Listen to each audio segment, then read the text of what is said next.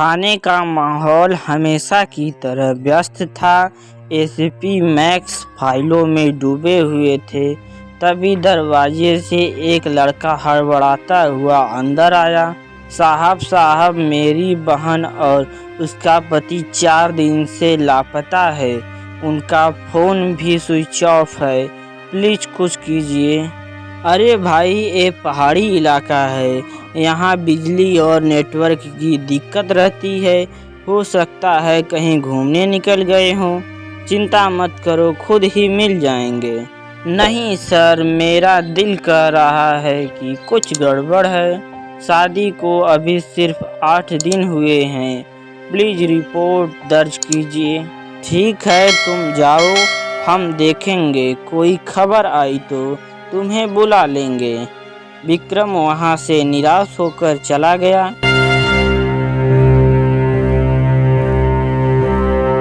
लेकिन उसी वक्त एसीपी मैक्स को फोन आया। मैक्स तुरंत होटल के पीछे वाली खाई पर पहुंचो, एक लाश मिली है।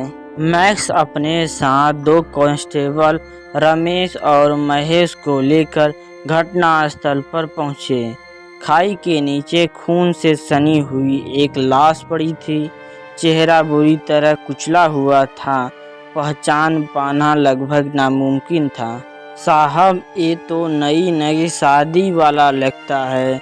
देखिए, इसके हाथों में मेहंदी लगी हुई है। साहब, याद है सुबह ही थाने में एक आदमी अपनी बहन और जीजा की गुमशुदाई की रिपोर्ट लिखवाने आया था। मैक्स की आंखें सिकुड़ गई। तो फिर उस लड़के को बुलाओ, शायद लाश उसके जीजा की हो। कुछ देर में ही विक्रम पहुंचा। जैसे ही उसने लाश को देखी, उसकी चीख निकल गई। ए, मेरे जीजा जी राघव हैं, लेकिन मेरी बहन सोनल कहाँ है? उसे ढूंढिए साहब, उसे ढूंढिए। राघव एक सीधा साधा मासूम लड़का था। उसके माता पिता ने उसकी शादी सोनल से की थी। शादी के बाद दोनों हनीमून पर पहाड़ों में आए थे। राघव बहुत खुश था, लेकिन सोनल के चेहरे पर बार बार अजीब सी बेचैनी झलक रही है। सोनल, अब तो तुम्हारी हर बात मानूंगा, जैसे माँ की मानता हूँ। सच में मेरी हर बात मानोगे? हाँ, वादा करता हूँ। राघव को क्या पता यही वादा उसके गले का फंदा बनने वाला था। मैक्स ने होटल का सारा कोना कोना छान मारा और सीसीटीवी फुटेज भी देखी। फुटेज में सिर्फ होटल स्टाफ आता जाता दिख रहा था। किसी बाहरी का कोई सबूत हाथ नहीं लगा। साहब, शायद राघव नशे में खिड़की से गिर गया होगा। दिमाग लगाओ कामचोरों, उसकी बीवी कहाँ गई? अगर हादसा होता तो पत्नी गायब क्यों होती? अब शक और भी गहरा होता जा रहा था। तीनों पुलिस वाले जीप से आगे बढ़े। सुनसान सड़क पर एक ढाबा दिखा। मैक्स ने जाकर वहां पता किया। भाई, इस फोटो वाले लड़के को देखा है? ढाबे वाला घबराकर। हाँ साहब, ये लड़का 3 दिन पहले यहाँ काम करने आया था। नाम जग्गू है।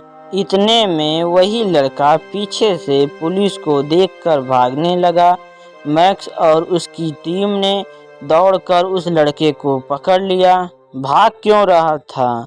बताओ, राघव को क्यों मारा? जग्गू कांपते हुए बोला, मैंने उसे नहीं मारा। मैंने तो सिर्फ शराब में गोली मिलाई थी। मुझे 1 लाख रुपए मिले थे। किसने दिए तुझे यह सब करने के लिए? छोटू नाम का आदमी, मेरा पड़ोसी। उसने कहा कि एक आदमी को साइड करना है। उसी ने मुझे 1 लाख रुपए दिए यह सब करने के लिए। पुलिस छोटू के अड्डे तक पहुंच गई। वह पहाड़ों के एक कॉटेज में आराम से सो रहा था। चल छोटू, अब तेरा आराम करने का समय खत्म होता है। चल, तुझे जेल लेकर चलता हूँ। छोटू को पकड़कर पूछताछ हुई।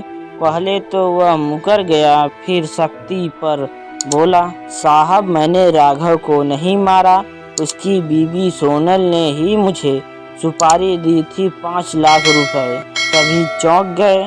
क्या दुल्हन ने अपने पति का खून करवाया? जी हाँ साहब, सोनल ने कहा था कि उसे अपने पति से छुटकारा चाहिए। पुलिस सोनल की तलाश में निकल पड़ी। कई जगह छानबीन हुई पर वह गायब थी। फिर खबर आई कि रेलवे स्टेशन पर एक अंधी लड़की देखी गई है। पुलिस ने जाकर देखा, सचमुच वही सोनल थी। महिला पुलिस ने उसे पकड़ लिया। तो खूनी दुल्हन सोनल, खेल खत्म, अब सब बता दे वरना तुझे जेल हो जाएगी। थाने में पूछताछ हुई। सोनल ठंडे स्वर में बोली, हाँ, मैंने ही अपने पति को मरवाया, लेकिन ये जुर्म नहीं है। क्या किसी का कत्ल करना तुझे जुर्म नहीं लगता? नहीं, क्योंकि मैंने ये सब प्रेम में किया।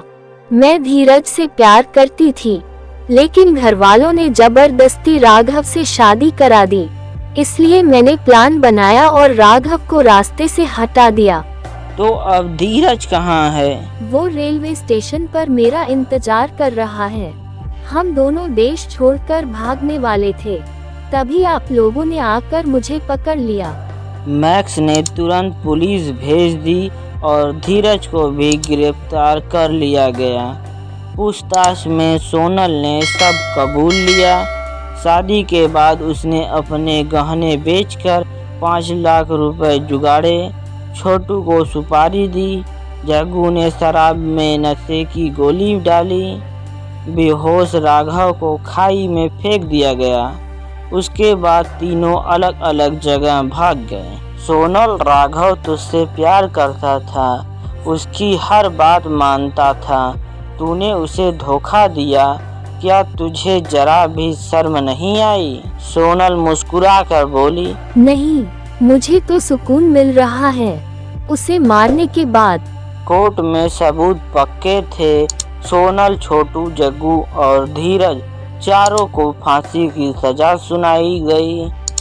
राघव के माता पिता ने रोते हुए कहा, मेरा बेटा तो चला गया, लेकिन कम से कम इंसाफ मिला।